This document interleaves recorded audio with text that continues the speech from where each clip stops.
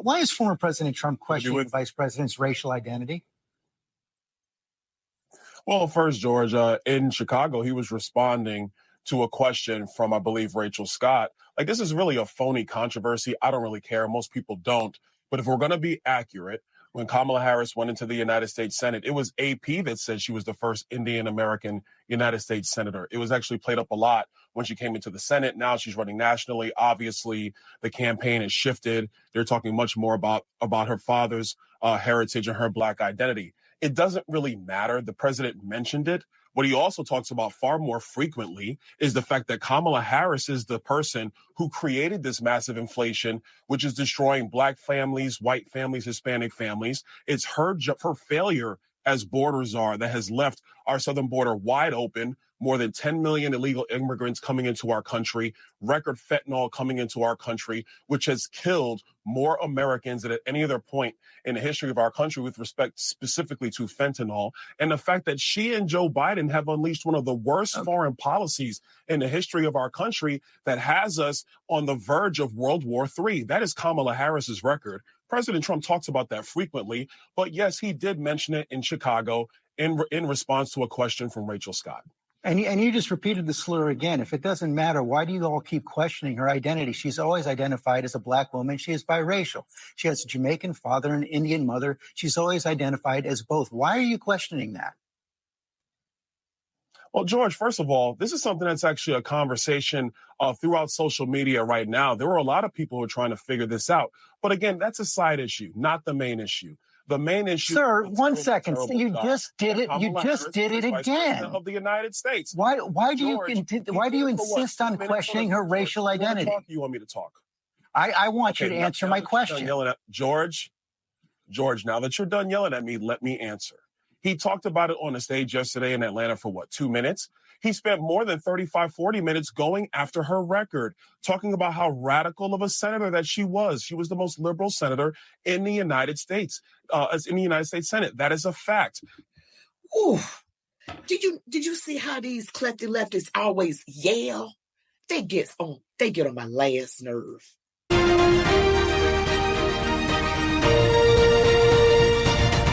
Welcome back, Warriors. It's me, Linda B. Thank you all so much for joining me here today. We've got George Stephanopoulos. Yes, another clefty lefty liberal who doesn't know how to do a proper interview. They yell and spat out accusations at their guests. So rude. The same thing Rachel Scott did. The same thing Al Sharpton does. The same thing Joy Reid does. The same thing Abby Phillips does or Caitlin Collins. They don't know how to do a proper interview. You all should take some tips from Dr. Phil. Well, thank you all so much for joining me. Don't forget to like, comment, share, subscribe, hit that notification bell. Now let's get back into it. Whew. He talked about the job that she did as vice president of the United States, a job, I will add, which has been a failure for the American people. I know you guys like to glom on to this that he talks about in jest or in a serious manner for about a minute or so, but what you do not cover is the litany of failures of Kamala Harris. That's what you're not covering, George. So questioning somebody's racial identity for a couple minutes is okay? George, I'm going to tell you again, he brought it up. AP is the one that wrote the headline when she first came in to the United States Senate. Didn't talk about her being Black, talked about her being the first Indian American senator. AP brought that up. I mean, George, we could have this conversation for the entire segment, but none of this matters to the American people. What matters to the American people is, are we going to have the same policies of the Biden-Harris administration that has been destructive of the American people? Or are we going to have the policies of the Trump administration, which put America first, had low inflation, prosperous Americans, no matter your race, no matter your color, no matter your creed, and a foreign policy that kept America safe? Those are the facts that truly matter, because this issue is going to come and go. The lives of the American people is what's going to remain, and that's what matters more than anything else. If it doesn't matter, I don't understand why you keep on repeating it, why the president keeps on repeating it, why those introducing the president yesterday George, keep actually, on I'm repeating not the one who keeps repeating it. George, you're the one that's bringing it up now. That's You've done it, I understand why sir. You've done it. You've done it 3 times. Every single answer George, you gave me. Now let me finish, sir. George, every single answer you gave, you repeated the slur. You asked me, George. That's why I'm pushing back on you now. George, you asked me the question 3 times. I responded, but and every single time you repeat. George Stephanopoulos, you are a joke. You are a joke. You're going to ask him about this particular thing with Kamala Harris's racial identity, and all Byron Donalds was doing was responding. And then when he tried to answer your direct question directly, then you want to say he bringing it up. You the one that's bringing it up because you can't get off of it. Byron Donalds, if you notice, he kept bringing it back to the policies that actually affect our lives, that actually matter, that Donald Trump spent 40 or 45 minutes talking about. He only talked about her racial ethnicity less than a minute. It was a few seconds. And see this, how they come at you instead of doing a proper interview. Shame on you, ABC. Shame on you, George Stephanopoulos. You suck. You need to go back to journalism school. You need to learn how to be a proper interviewer. Okay. The slur, that is exactly my point. You simply can't say that it's wrong. George, and I want to get off this topic because it's not the only thing that's going on. But George, now you're saying that AP is the one that slurred Kamala Harris because those are the facts. You can go to the internet and look at the clips, George, if you want to, or we can talk about this now. I prefer to talk about the future of our country because the American people are struggling. The American people do need serious policy decisions to be made, and they need serious leadership on the world stage. Kamala Harris has not proven that she can do that. Donald J. Trump has proven that he can do that.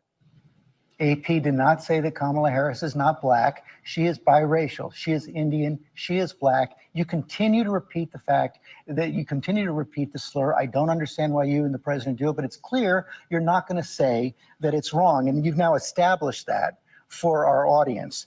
Trump also said at the convention that he would pardon January 6 rioters. Everybody look for themselves. Let's move on.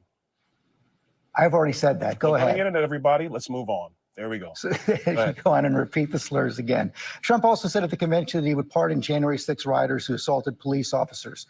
Do you support that? Actually, what he said is that he was going to review every single case. He even repeated that again in Chicago at the NABJ. Listen, what we do understand is that the Department of Justice under Joe Biden and Kamala Harris, they did massively push up charges on people who protested at the Capitol and some who rioted at the Capitol on January 6th. So what he's talking about is doing a case-by-case review. You can lump it all together all you want, but those are the words of Donald J. Trump. I'm quite sure on the internet people can pull up that clips. They can watch it at their own leisure. I'll read it to you right now. This was Rachel Scott's question. My question is on those rioters who assaulted officers. Would you pardon those people? Oh, absolutely, I would. That's his words. Yes, but you did not leave in was the rest of his comments where he said, yeah, I would, but we want to look at everything on a case-by-case basis. That's what will happen, George. No, that's not what he said. He said if they were innocent, I would pardon them. Okay. They've all been convicted. He said he would pardon those who assaulted police officers. Do you support that or not? George, you just changed the soundbite. You just changed it. Now you added, if they're innocent, then I will pardon them. Let's go back to the record of January 6th. Again, not something that I didn't change the soundbite. That's exactly what he said. They've been convicted. George, the first thing you said was, yes, I'll pardon them. Then you expanded and he said that. To say, if they are innocent, then yes, I will. That's what you said, George. Now I'm responding. Okay.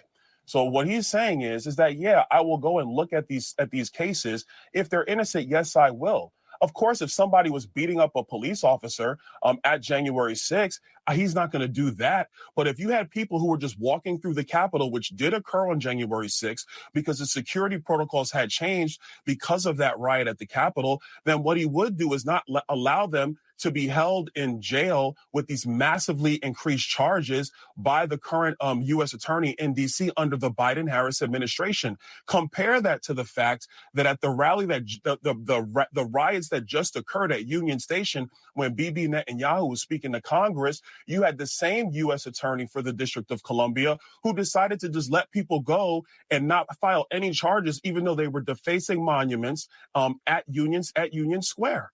So we want to be fair with the justice system. We don't want to be political with the justice system. And I just want to say something because first of all, George Stephanopoulos, he is just ridiculous. Okay, this is how they always promote racism and try to push racism off onto the Republicans, especially if you are a MAGA Republican. Not so much if you're a rhino, which is really a Democrat in disguise. But anyway, Donald Trump said, if they are innocent, But at first, when George mentioned it, he didn't say anything. He just said he didn't say anything about him being innocent. He just said he would just let him go. Then he changed it, if they're innocent. See, if you listen exactly, instead of trying to make Donald Trump be something that he is not, he says, if they're innocent. And plus, there were people who were led into the Capitol building. Remember Jacob Chansley, known as the QAnon shaman, dressed up like a Viking with face paint and everything, with the horns on his head, his chest all out. And they were led, him and some other men were led in. And Jacob Chansley spent time in prison. He spent time in prison, solitary confinement. He did an interview with Tucker Carlson. You all need to check that out, because he was not doing any kind of defacing of property or doing anything wrong. He, along with some others, were led into the Capitol. You all can think what you want to think, but the truth is out there. You Trump haters, those who have TDS, that's just on you. You need to go take a pill for that. You need to go get some therapy, because the truth is going to come out and all the lies will be exposed. And I can't wait. My question is on those riders who assaulted officers. Would you pardon those people? Donald Trump. Oh, absolutely, I would. You wouldn't pardon those? If they were innocent, I would pardon them. That is the entire quote. They are not innocent. They are convicted. He said he would pardon them. And George, what I'm telling you is he's going to go back and look at these cases, because it is without a doubt.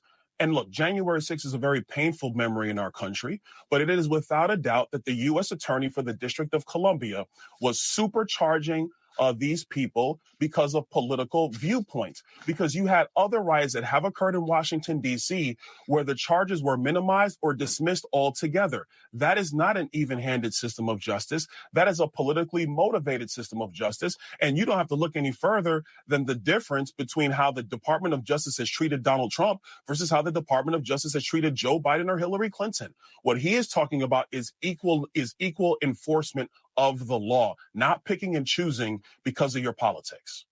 I would remind you that this Department of Justice actually indicted Hunter Biden, the president's son. And of course, we were talking about assaults on police officers, people who were convicted. So, George Stephanopoulos, yes, that little bit that you could hardly hear what Byron Donalds said, they only did that. The Department of Justice only did that to Hunter Biden to make them appear impartial. We already know what's up. We're not that dumb. We're not that slow. I mean, we already know they only did that to Hunter Biden to make themselves appear like they are somewhat of a just system.